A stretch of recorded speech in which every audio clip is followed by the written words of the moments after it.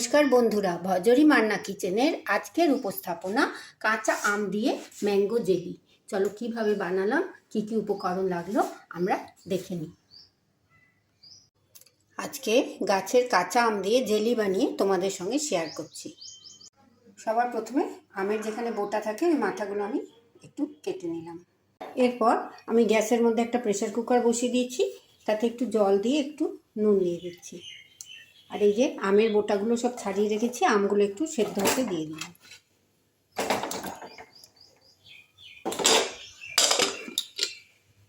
আমটা সেদ্ধ হতে হতে আমি গ্যাসের মধ্যে একটা তাওয়া বসিয়ে দিলাম। আমি একটু ভাজা মশলা করে নিচ্ছি।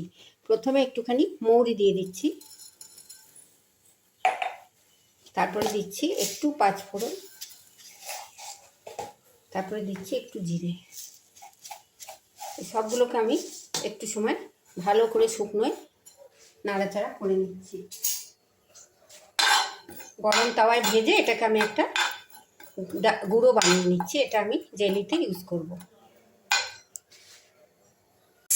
আমটা সেদ্ধ হতে দিয়েছিলাম, আমটা আমি দুটো সিটি দিয়ে নিচ্ছি। আমটা খুব সুন্দর সেদ্ধ হয়ে গেছে, এটাকে আমি এবার তুলে নিচ্ছি।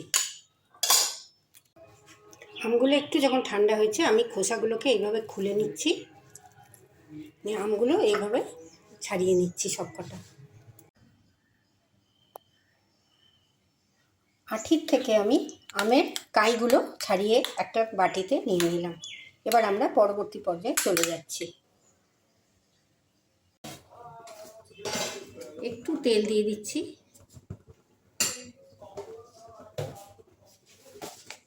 একটু পাঁচফোড়ন দিয়ে দিচ্ছি।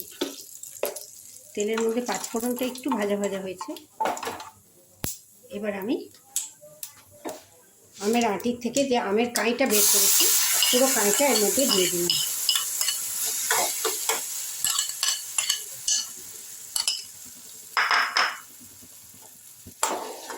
কাইটা একটু নাড়াচাড়া করে নিচ্ছি।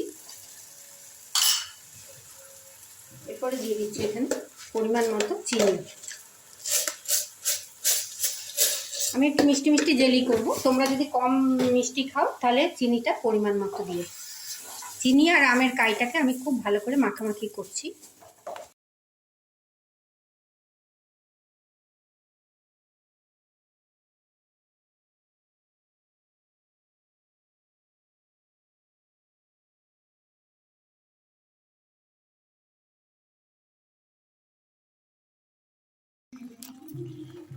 আমের জেলিটা থকথকে হয়ে গেছে, দেখো। এই পর্যায়ে আমি একটু সেই যে গুঁড়ো মশলাটা আমি একটা কৌটোর মধ্যে রেখেছি, একটু গুঁড়ো মশলা দিয়ে দিচ্ছি। পাঁচফোড়ন, মৌরি, জিরে দিয়ে আমি এটাকে এবার ভালো করে এর সঙ্গে নাড়িয়ে নিয়ে ঠান্ডা করে একটা বাটিতে ঢেলে নিচ্ছি।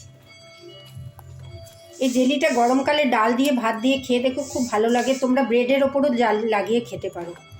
এবার আমি এটাকে একটু থকথকে হতে ছেড়ে দিচ্ছি, তারপরে একটা বাটিতে আমি তুলে নিচ্ছি। আমের জেলিটা আমি একটা বাটিতে ঢেলে নিলাম। তৈরি হয়ে গেল ম্যাঙ্গো জেলি।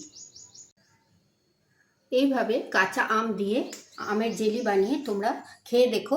গরমকালে ভাত খাওয়ার স্বাদটাই বেড়ে যায়। ডালের সঙ্গে একটু এই জেলি নিয়ে নিলে পাউরুটি দিয়েও তোমরা খেতে পারো। যদি আমার ভিডিওটা তোমাদের ভালো লাগে, অনেক লাইক, শেয়ার, কমেন্ট করো, সাবস্ক্রাইব করে বেল আইকন প্রেস করো, যাতে আমার নিত্য নতুন সমস্ত রান্নার ভিডিও তোমরা আমার চ্যানেলে দেখতে পাও। সবাই খুব ভালো থেকো, সুস্থ থেকো, সাবধানে থেকো। ধন্যবাদ। আবার দেখা হচ্ছে নতুন কোনো ভিডিও নিয়ে।